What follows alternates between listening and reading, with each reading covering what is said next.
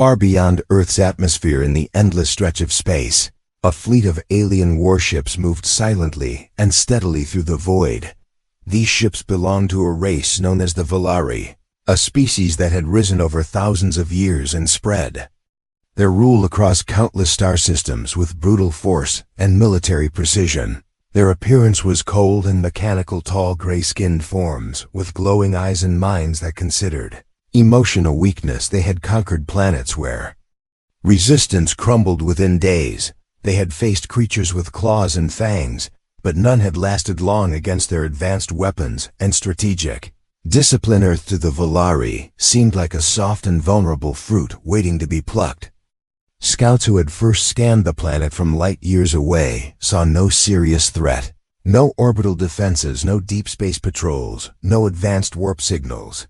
Just a primitive world caught between war and peace, scattered with cities, oceans, forests, and divided populations. The Volari Council discussed Earth only briefly. A high commander said it was unworthy of deep research and not worth wasting time or data storage. Another agreed, saying humans looked disorganized and too emotional to pose any real threat, so the decision was made quickly. The invasion of Earth would be more of an expansion effort than a war. They called it Operation Harvest and sent a scout fleet of 3 ships carrying elite warriors and survey bots to begin with silent entry into Earth's atmosphere. The rest of the main fleet would follow within 3 solar cycles. By then Earth would be under control. As the scout ships approached Earth, they activated a stealth protocol that had worked perfectly on other planets. The craft slipped through the atmosphere and entered above a thick forest region where no visible technology was detected. The Volari believed this location to be perfect for building a base camp from which they could spread outward with minimal interference. But what they didn't realize was that Earth systems, even in their so-called primitive state, were far from blind. A global network of satellites operated by various nations picked up atmospheric distortions just minutes after the alien ships crossed into the sky. High-level defense systems triggered silent alerts to intelligence agencies and military headquarters across continents. Subtle red warnings blinked on underground screens and encrypted messages rushed through secure lines across the globe. In a hidden operations center beneath a mountain range, a former Special Forces commander named Rick received one such alert. Though officially retired, Rick now worked with a small group of defense analysts who monitored off-world anomalies. His team included technicians, ex-military minds, and rogue programmers brought together by a single belief that Earth was not alone, and that someday something would come. That day had now arrived, and Rick wasted no time. He leaned forward, gave a single nod, and within minutes silent drones were launched into the skies and ground teams moved toward the forest zone from different directions. The government did not stall. There were no press conferences or debates. They had prepared for an event like this, even if they never fully believed it would come. Meanwhile, in the forest, the Volari set up temporary stations, using machines that unfolded like insects, scanning trees, soil, and atmosphere for data. Their leader for this mission, a commander named Kelm, observed everything with cold indifference. His soldiers spread outward, marking the terrain and reporting no hostiles, no tech, no resistance, just birds, animals, and wind. They began constructing energy pillars to open a stable channel to the main fleet above. But they were not alone. From the shadows of trees, a motion-activated camera hidden deep in the brush sent real-time footage to Rick's command center. The image of an alien soldier standing near a glowing orb flashed across the screen. There was no question now. This was real, and Earth had visitors. Rick's team sent in Unit 9, a rapid response group trained in dealing with unconventional threats. These were not soldiers in uniforms, but men and women dressed in thermal gear, carrying non-standard weapons, silent, agile, and prepared to adapt. They moved like whispers through the forest, closing in on the drop zone, where the aliens had begun deploying small drones and energy scanners. The first encounter was quick and brutal. A Volari scout walking alone was pulled into the bushes and knocked unconscious before he could activate his comms. Within seconds, his weapon was disabled, his body scanned and taken for containment. This shocked the Volari leader, who had never seen one of his own disappear without a sound. A search was ordered, but by the time the team arrived, the humans had vanished again. The second strike was louder. A flashbang exploded near a supply crate, blinding 2 soldiers. And within seconds, gunfire broke the silence of the forest. Trees cracked and dirt flew as humans attacked with surprising coordination. The Volari fired back, but the terrain was unfamiliar, and their opponents seemed to melt into it. Commander Kelnick reviewed the data with growing frustration. Their enemy was unrecognizable. Not primitive, not emotional, not chaotic. These humans were coordinated. They used the land. They set traps. They had patience and precision. One of the captured drones returned, showing a human with strange eyes modifying a Volari scanner, using scraps from both human and alien tech. They were adapting already in orbit. The rest of the Volari fleet began to move closer, sensing delay and confusion below. But it was already too late for surprise. Earth knew the truth now, and it was not afraid. Rick stared at the screen as the battle reports flowed in. His voice was calm as he said one line to his team. They didn't do their homework. He stood slowly, pulled on his old uniform, and gave a tired smile. Let's show them what humans are made of. And so the first chapter of Invasion turned into the first spark of resistance. A spark that would soon ignite a fire the Volari never saw coming. They came thinking Earth would kneel. They were about to learn humans don't kneel, not without a fight, and this was just the beginning. In the dense forest where shadows played between towering trees, and the air remained heavy with silence, the Volari tried to regroup. Their initial plan was collapsing fast. What was supposed to be a quiet landing had turned into confusion and resistance. They had never experienced this kind of chaos before, not on any of the planets they had taken. Humans were behaving in a way that did not match the files the Volari had glanced over. Their movements were sharp, their responses immediate, their tactics unpredictable. Commander Kelm moved through the base camp with firm steps, giving short commands to his soldiers who were already uneasy. A third scout had gone missing, no trace, not even a signal left behind, and the ground patrols returned with strange injuries, wounds made by tools and weapons the Volari had never seen. These were not simple tribesmen. These were trained minds with organized plans and the ability to strike and disappear like smoke. The commander gathered his elite unit and ordered a deep sweep through the woods, a full circle pattern with constant communication and aerial coverage from their drones. But the drones started failing. Their systems corrupted, their signals jammed, their vision disrupted by strange interference. It was not natural. Someone on Earth had already figured out how to scramble alien tech using nothing but Earth-based equipment and clever thinking. Hidden in a cave just a few kilometers away, Rick and his team watched it all unfold. Their base was small, powered by portable generators, and covered with heat-dampening sheets to avoid detection. Rick stood near a screen showing live feeds from hacked drones displaying the confused faces of Volari soldiers. One of his team members, a young tech expert named Mia, had managed to create a basic language pattern from the captured device, allowing them to listen in on Volari commands and movement orders. Rick knew they had to act fast, because once the motherships arrived in full force, Earth's chances would shrink. He planned to delay, confuse, and mislead the aliens until the rest of the world could rally armies and secure defense positions. The forest would be their first battlefield, and he intended to control every inch of it. In the field, Unit 9 launched another ambush, this time targeting the Volari supply modules.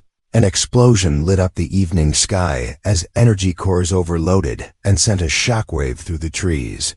The aliens reacted quickly, but again they found nothing but scorched earth and empty woods. Moments later, a captured soldier was dragged into a hidden chamber deep underground. His name was not known to the humans, but he had been part of the advance communication group taken down silently, and Without mercy, he now sat restrained on a metal chair surrounded by screens and blinking lights. He looked around with eyes that glowed faintly and a face that held no emotion until Rick stepped in holding a device that translated his words in broken sentences. "Why are you here?" Rick asked, his voice steady. His eyes locked on the alien's face. The alien did not respond at first, but when he finally spoke, his words were sharp and cold. "This world is to be added to the Valari domain. You were not considered dangerous." Rick almost laughed, but held back. Instead, he leaned closer and said, "You made a mistake." Outside, the battles continued to escalate. The Valari grew more aggressive, sending larger patrols and heavier machines into the forest. But each time they met traps, human-made devices using nothing but wires, pressure plates, and basic explosives crafted from household materials mixed with clever designs. One patrol lost an entire squad to a pit covered in leaves. Another fell too. A rain of steel spikes launched by hand-built catapults. The psychological effect began to settle in. Even if the Valari were emotionless by nature, the constant losses and invisible enemy triggered a sense of unease. Some soldiers questioned the leadership, others demanded more data on human behavior, but the files remained incomplete.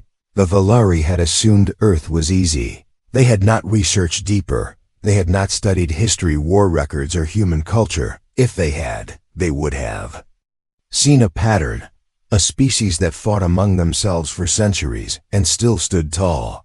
A race that survived plagues, world wars, disasters, and still pushed forward with more strength. A civilization divided by borders, yet united in times of danger. At night, the forest lit up with fires and smoke, the Valari trying to flush out the resistance by burning sections of trees, hoping the smoke would force humans into the open.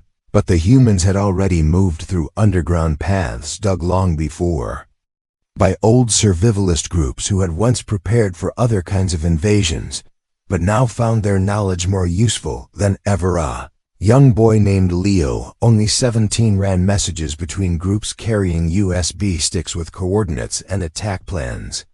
He was not a soldier, not trained for war, but his spirit burned bright, and he refused to sit still. His role saved dozens when he warned a squad of an incoming alien drone wave, allowing them to escape moments before a deadly sweep. Meanwhile, Rick watched the captured Valari, who now stared at screens showing his people falling one by one. He remained silent, but his eyes betrayed thought, perhaps confusion, maybe even fear, not for himself, but for the mission, for the failure taking shape before him. "You should have studied us," Rick said again, more firmly. "We may not have your ships or weapons, but we have heart, and we don't give up." Alien looked up and for the first time responded with something different. "Perhaps we underestimated you. That's your second mistake," Rick replied as the night grew deeper and the forest echoed with strange sounds. The line between hunter and hunted blurred. The Valari realized too late that Earth was not passive, not unarmed, not afraid, and far above in orbit. The second wave of ships began to move forward, expecting to land on a world already under control. They had no idea what awaited them. They thought they were prepared. They were not, and soon they would learn the true nature of the species they chose to ignore, because when humans fight, they fight for everything, for home, for each other, and for survival, and this was only the beginning. Sun rose slowly over the burning edges of the forest where smoke curled into the morning sky, and the sound of battle echoed softly through the air. The forest, once filled with the sounds of birds and rustling leaves, now trembled under the weight of footsteps, machines, and fire. The Valari had tightened their presence, deploying heavier machines with reinforced armor and scanning towers to detect movement, heat, and electromagnetic pulses, but none of it brought the results they needed. Instead of fear, the resistance had only grown stronger and smarter. Humans were everywhere and nowhere. They moved in silence, struck without warning, and vanished like shadows in the wind. They left behind confusion, wreckage, and traps built from the very materials the Valari had brought with them. Their stolen tech was now being used against them, modified and twisted by Human hands who had no guide, but endless creativity and the will to survive deep. In a hidden lab built inside an abandoned underground power station, a young human engineer named Adam worked without rest, surrounded by cables, metal shards, batteries, and broken alien drones. He had never held a weapon in his life, never seen real war before this invasion. Yet now his fingers moved with purpose and fire burned in his eyes. He connected a drone's power core to a makeshift turret rig and watched. As the lights blinked green, he whispered to himself in excitement and plugged in a new targeting module, which he had carved from half-burned circuit boards left behind by the enemy. In front of him, the turret lifted and locked onto a fake target. With perfect aim and fired a pulse so sharp it cut through steel, the weapon was ready, and Adam smiled, not for pride, but because every tool he created gave humans one more step forward in this impossible fight, across the forest and into the cities. Word of the invasion had spread, and people reacted not with panic, but with action. Military units mobilized within hours. Former soldiers returned to old habits. People with no history of violence picked up tools and turned them into weapons. Farmers turned tractors into armor walls. Mechanics modified old vehicles for speed and strength. College students formed code networks to intercept alien signals and send false commands. The Valari saw this and called it chaos, but it was not chaos, it was human nature rising under pressure. It was the instinct to resist, the instinct to build and defend and adapt against all odds. The Valari had logic, they had order and strength, but they lacked the most dangerous quality of all. They lacked the madness of hope, the reckless force that humans carried in their blood. On the front lines near the Southern Valley, a group of human fighters prepared an ambush near a narrow canyon where a Valari supply convoy was expected to pass. They had no tanks, no aircraft, just handheld launchers, trap wires, and detonators hidden in the rocks. The moment the convoy appeared, the first explosion shook the ground and sent shards of fire into the sky.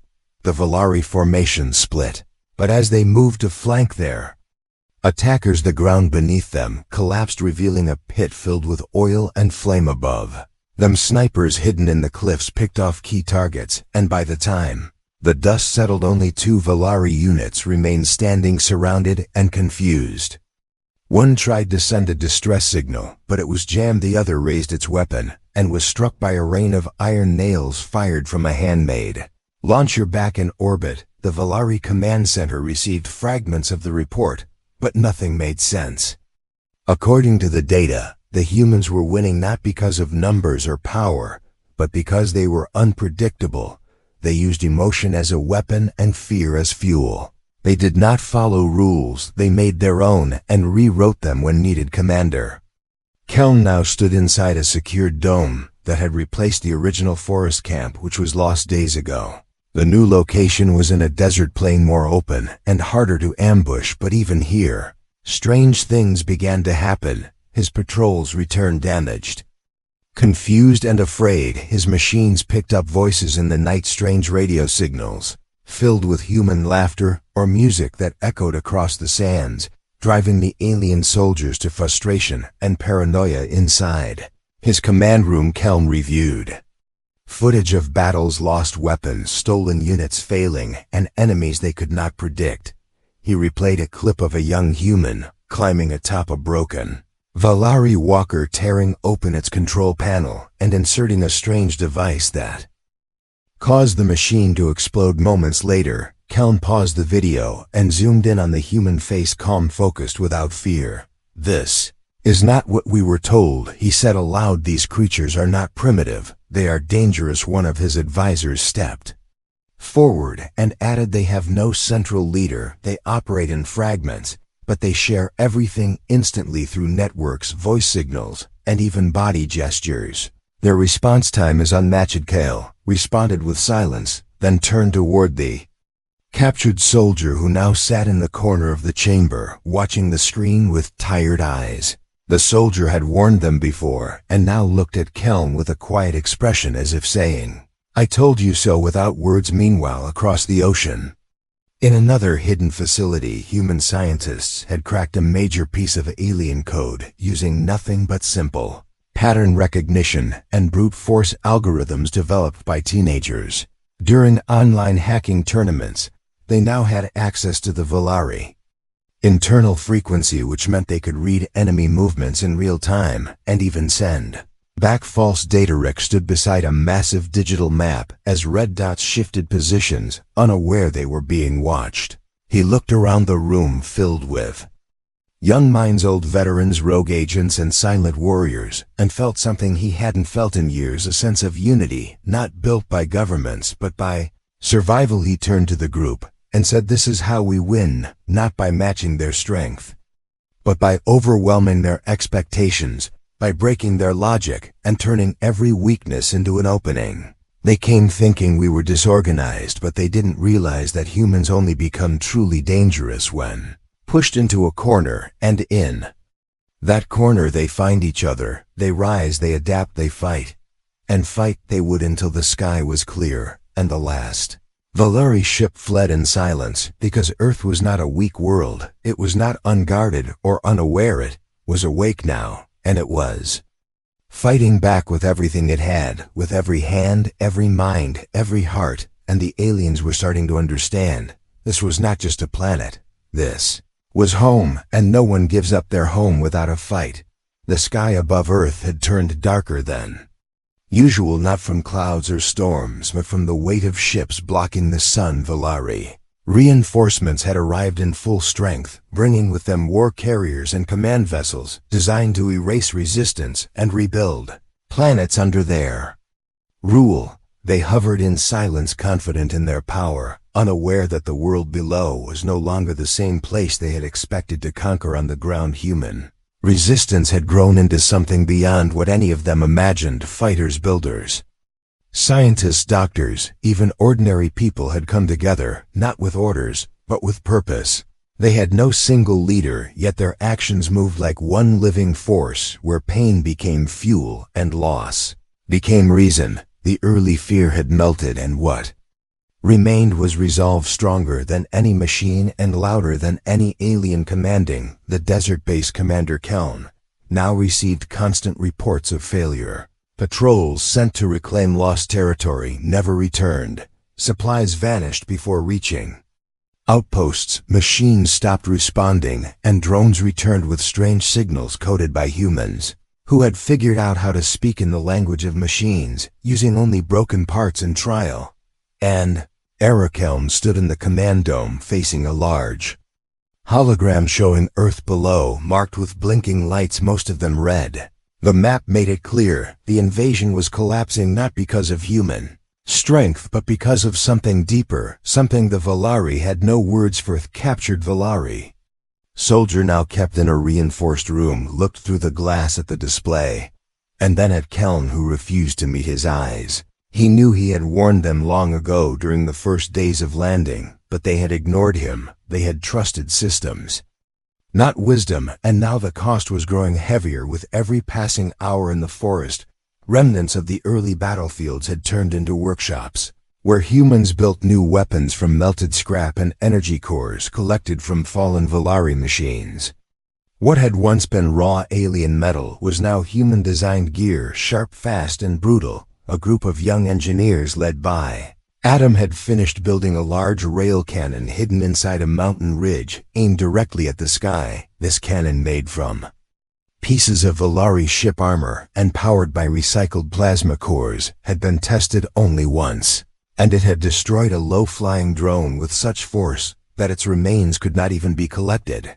Adam stood by the machine, now ready to try it again. This time not on a drone, but on a full warship slowly approaching from orbit far below. In the underground center, Rick had gathered key members of different units, each one representing a region that had managed to resist with success. They shared knowledge, coordinates, communication codes, and tactics, not to show off, but to make sure everyone had what they needed to survive. This was not a competition, it was a shared defense, one planet, one species, against a force that came without warning or care. He looked at the map, then at the faces in front of him, and said, "This is the moment."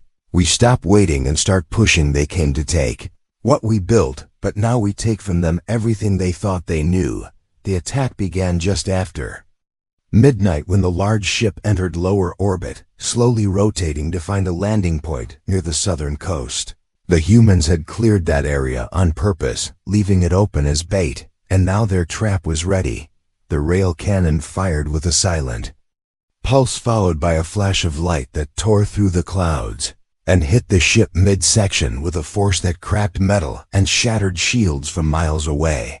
The explosion lit up the sky, and pieces of the ship fell like burning stars crashing into the ocean and sending waves across the coast. The Valari fleet above paused, confused not by the damage, but by the source. There had been no warning, no sign of weapon deployment, and no pattern to track. They now realized Earth had learned their rhythm and broken it completely. At the same time, multiple human units launched coordinated strikes, not with large armies, but with small mobile groups, targeting energy stations, command units, and landing zones. Each move was calculated, each hit precise. And within hours, several major outposts had gone dark inside one of the Valari control ships. Alarms rang as human hackers broke into their navigation systems, using a signal first discovered by a teenage girl in an abandoned internet cafe who had connected patterns between alien radio pulses and Earth frequency tones. Her discovery now allowed human teams to not only enter enemy systems, but to write commands and feed false orders back into the Valari network. Panic spread through the lower ranks of the Valari, who had never fought enemies that made no sense, who turned simple tools into weapons and used laughter, music, and even silence as methods of warfare. Some tried to retreat, others broke formation, and a few even questioned their mission openly. Something never seen before in the strict order of Valari. Commandcal stood alone in the command room, surrounded by empty chairs and flickering screens. All his advisors had been called to the ground to recover what could be saved. But nothing remained to recover, only defeat, only realization that they had never truly understood what they were facing.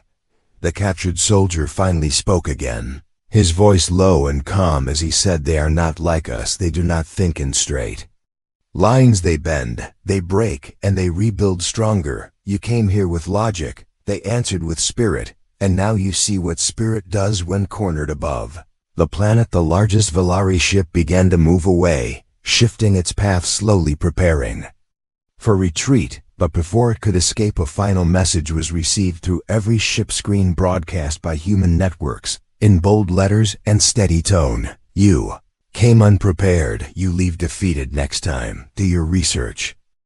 The signal ended with a silent image of Earth, no weapons, no words, just a view of the blue planet glowing beneath the stars inside the retreating ship. The message burned brighter than any weapon, because it was not a threat. It was a warning from a species that had once been ignored and now could no longer be forgotten. And below on Earth, the fires of resistance turned to sparks of victory. Not full peace, not yet, but enough to show the world that they had survived the worst and given it back tenfold. And the Valari now carried the story of their defeat with them back into the stars. A story they would never forget, the story of a planet they thought was weak and of a people they thought were easy. But they had been wrong, and Earth had made sure they would never forget. The sky slowly returned to blue as the last of the Valari ships moved out of Earth's orbit, wounded, broken, and silent. They had come with confidence, believing Earth to be a soft target, a backwater world of noise and confusion, a place not worthy of fear or respect. They had brought machines, firepower, and cold logic, but what they had not brought was understanding, and in the absence of that, they had lost everything. On the ground, the smoke began to fade, the fires died, and the sound of battle gave way to wind and breath and quiet footsteps through ash and dirt. The forest still bore the scars of fire. The cities still showed the marks of impact, and the deserts still echoed with the memories of machines that once crawled across them with threats in every step. But now those machines were nothing more than scrap and silence. Humans stood where they had once hidden, looking to the sky not with fear, but with fierce calm.